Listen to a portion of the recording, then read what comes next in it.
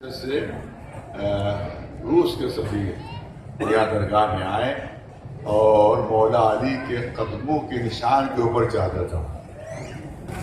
ایک تاریخی چیز ہے، ایک تاریخی موقع ہے، تو میں بہرحال کسی نہ کسی طرح سے یہاں حاضر ہو گیا۔ بہت تاریخی موقع اس سال میں آئے ہیں۔ پہلی مرتبہ ابھی 4-5 دن پہلے اجمیر شریف میں مجھے دعوت دی گئی وہاں کے سجادہ نشین حضرات کی طرف سے، اور یہ بھی ایک تاریخ رقم ہوئی ہے کہ 800 برس سے وہ درگاہ قائم ہے، 800 برس سے، اور پہلی مرتبہ کسی شیعہ ذاکر نے وہاں مجلس پڑھی جائے۔ یہ بھی ایک تاریخ رقم ہو گئی ہے۔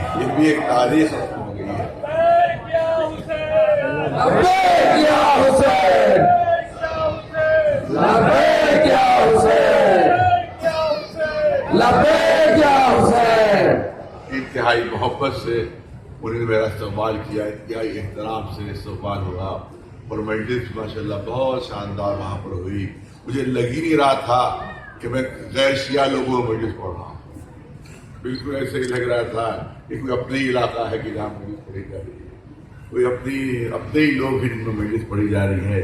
اتنا اچھا ان کا خلوص اور اتنا اچھا ان کا عقیدہ اہل بیت علیہ السلام کے سلسلے میں اور امام حسین کے سلسلے میں۔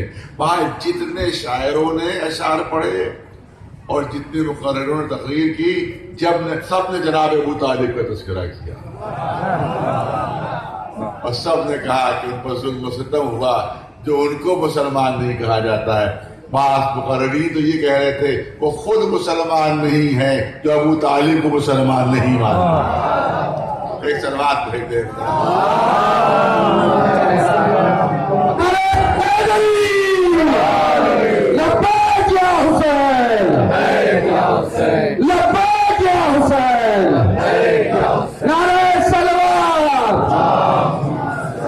اپنی بات کو مکمل کر دینا ہے، مجھے اندازہ ہے کہ کبھی تقریب نہیں ہو سکتی، اس کا موقع نہیں ہے۔ آیہ کریمہ جو سورہ صف کی آیہ کریمہ ہے کہ جس میں اللہ کی طرف سے اعلان ہو رہا ہے کہ ان اللہ یحب الذین یقاتلون فی سبیلہ صفا کانہم بنیان مرصوص۔ اللہ تو صرف ان بہادروں کو دوست رکھتا ہے جو اس کی راہ میں اس طرح سے صف باندھ کر لڑتے ہیں کہ جیسے سیسا پلاہری دیوار ہے۔ اسی آیت پر مختصر بیان ہے جو آپ کے سامنے پیش کرنا چاہتا ہوں۔ تمام شیعہ مفسرین کا اور بہت سے اہل سنت مفسرین کا اس بات پر اتفاق ہے کہ یہ آیہ کریمہ نازل ہوئی ہے مولا کائنات علی ابن ابی طالب علیہ السلام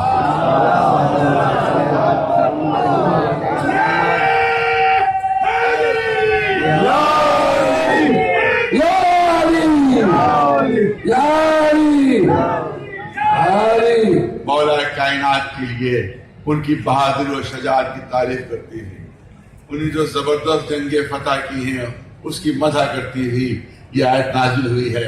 مگر یہاں پر ایک مسئلہ ہے اور ایک اعتراض کیا جاتا ہے، میں چاہتا ہوں قرآن مجید ہی کے ذریعے سے اس اعتراض کا جواب دیں۔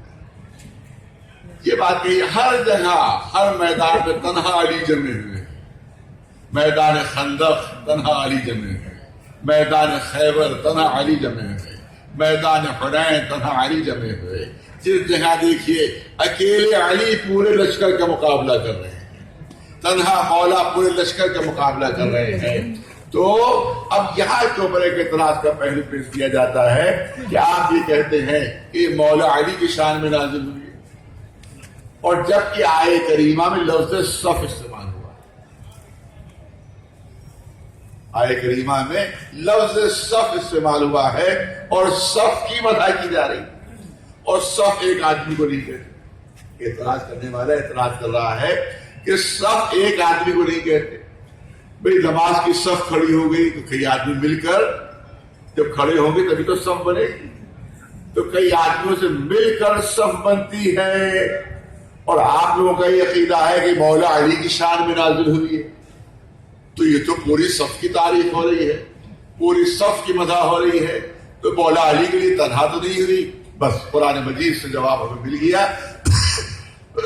قرآن نے مسئلے کو حل کر دیا. اعلان ہو رہا ہے جناب ابراہیم کے سلسلے میں کہ کانا امتن قانتن للہ. ابراہیم پوری امت ہے جو اللہ ہی پر بھروسہ کرتے ہیں. توجہ چاہو گا صاحبان فہم ہے. قرآن مجید کہہ رہا ہے کہ ابراہیم پوری امت جو اعتراض کرتے ہیں کہ سب ایک آدمی کو نہیں کہا جاتا. بہت سے آدمیوں کے صف جب کھڑی ہوتی ہے تب اس کو صف کہا جاتا ہے. مگر میں پوچھنا چاہتا ہوں کہ امت ایک آدمی کو نہیں کہا جاتا. بہت سے آدمیوں کے مجموعے کے نام امت ہے. لیکن اللہ جناب ابراہیم کو امت کی سند دے رہا ہے. کانا امتن قانتن للہ. ابراہیم پوری امت تھے. اکیلے جناب ابراہیم کو قرآن مجید نے پوری امت کہا. یہ کیوں کہا؟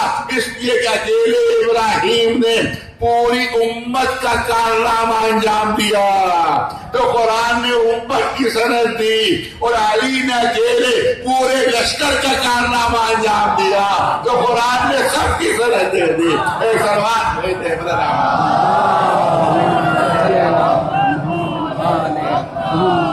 ہر موقع پر تنہا پورے لشکر کا کارنامہ مولا علی انجام دے رہے ہیں. نہیں پوری ہسٹری پیش کر سکتا، ہلکے ہلکے 2-3 اشارے ہیں وہ پیش کرنا چاہتا ہوں. ابتداء رسالت ہے، ہر طرف دشمنی ہے، پتھر مارے جا رہے ہیں، کانٹے بچھائے جا رہے ہیں رسول اللہ کے لیے. ایک مرتبہ رسول اللہ جو واپس آئے تو زخمی حالت میں، وہ اتنے زخمی تھے کہ پیروں تک دالین تک خون آ گیا. جناب ابو طالب کی نظر پڑی کہ یہ کیا بات ہوئی، کہ آپ اتنے زخمی کیسے ہو گئے؟ تو رسول اللہ نے فرمایا کہ مشرکین مکہ نے، کافروں نے عجیب و غریب ترکیب کی ہے.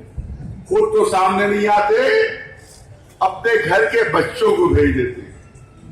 200-250 بچے وہ مجھے گھیر لیتے ہیں.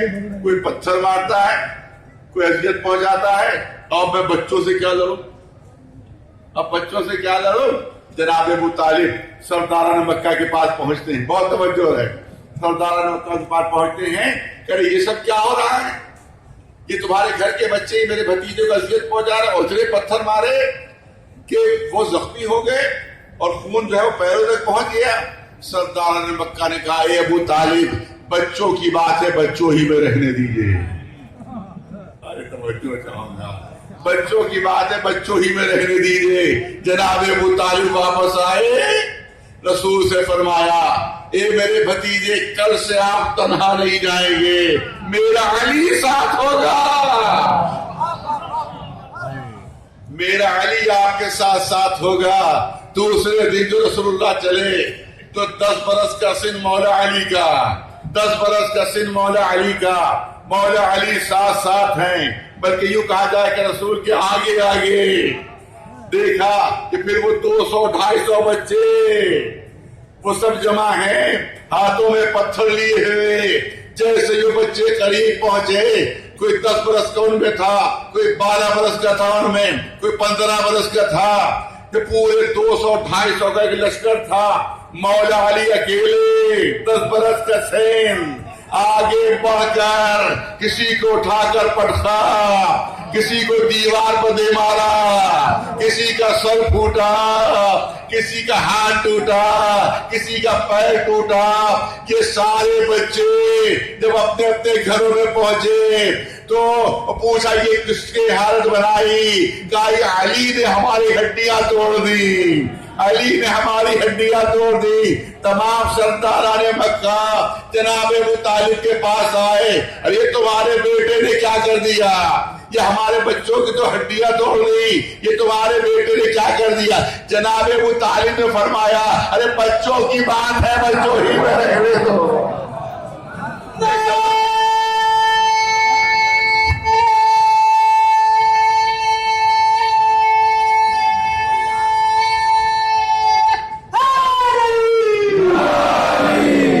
کیا جائے، وقت بہت کم ہے، اسی کم وقت میں اپنی بات کو مکمل کرنا ہے. اس کے بعد جب مولا علی ساتھ رہے، رسول اللہ کو کوئی زخمی نہیں کر سکا، رسول اللہ کو کوئی اذیت نہیں پہنچا سکا۔ میں جملہ کرنا چاہتا ہوں، اس کا مطلب یہ ہے کہ جب رسالت کے ساتھ امامت ہوتی ہے تو رسالت کو کوئی گزر نہیں پہنچا سکتا، پھر رسالت کو کوئی قدر نہیں پہنچا سکتا۔ اگر رسالت کو محفوظ رکھنا ہے تو امامت کو ساتھ ساتھ لینا ہوگا۔ ارے آج جو رسول کی توہین ہو رہی ہے، کوئی کارٹون بنا رہا ہے، کوئی کتاب لکھ رہا ہے، اس کا سبب یہی ہے کہ امامت کو رسالت سے الگ کر دیا ہے۔ اگر رسالت کی حفاظت کرنا ہے تو امامت کو ساتھ ساتھ رکھنا ہوگا۔ ایک سلوات بھیج دے بلند آواز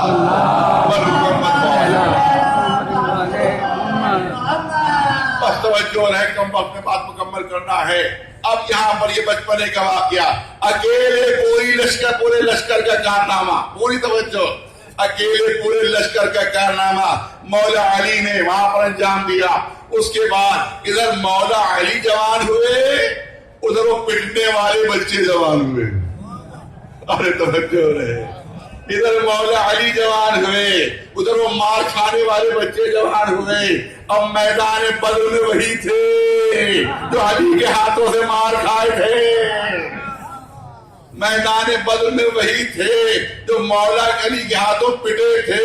جیسے ہی مولا علی میدان بدر میں سامنے آئے، بدر کا پورا لشکر پکار اٹھا کہ جا قاسمنا، جا قاسمنا، ارے ہماری ہڈیاں توڑنے والا آ گیا۔ ایک سلوات بھیجتے بلند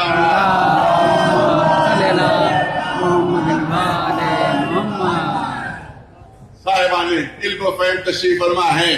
جنگ بدر اکیلے مولا علی نے فتح، کیسے اکیلے مولا علی نے جنگ بدر فتح کی ہے، کیسے فتح کی ہے، پوری توجہ رہے۔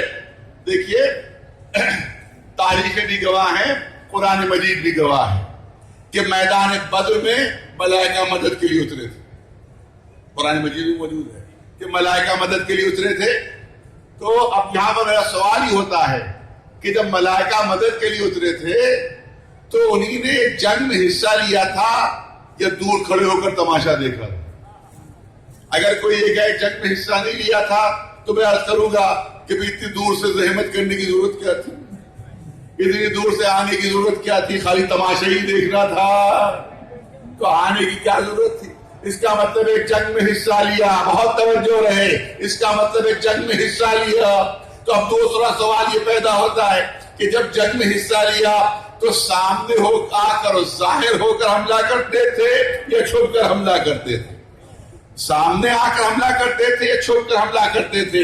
اگر کوئی یہ کہے کہ چھپ کر حملہ کرتے تھے تو میں کہوں گا کہ ملک معصوم ہوتا ہے اور چھپ کر حملہ کرنا عصمت کے خلاف ہے، لہذا سامنے آ کر حملہ کرتے تھے۔ تو جب ملک سامنے آ کر حملہ کرتے تھے، ظاہر ہو کر حملہ کرتے تھے، تو ملک کی اپنی کوئی انسانی شکل نہیں ہے، کوئی اپنی کوئی انسانی صورت نہیں ہے۔ تو جب وہ آتے تھے انسانی شکل میں تو کس کی شکل اختیار کرتے تھے، کس کی صورت اختیار کرتے تھے، کس شکل میں آتے تھے، کس صورت میں آتے تھے، کس شمائل میں آتے تھے؟ تو تاریخ میں تفصیل سے تو موجود نہیں ہے، لیکن تاریخ میں جملے موجود ہیں کہ میدان بدر میں لوگ گھبرا کر رسول کے پاس آ رہے تھے، اے اللہ کے رسول آپ مدینے سے کتنے علی لے کر چلے ہیں؟ ہم تو پورے میدان میں ہمیں سوائے علی کے کوئی نظر ہی نہیں آ رہا ہے۔ اس کا مطلب یہ ہے کہ جب ملک فلک سے اترنے لگے اور انہیں انسانی صورت اختیار کرنا ہوئی تو کسی ملک کو علی سے بھلی کوئی صورت ہی نظر نہیں آ رہی تھی، جو اتر رہا تھا علی کی شکل میں۔ ایک سلوات بھیجے محمد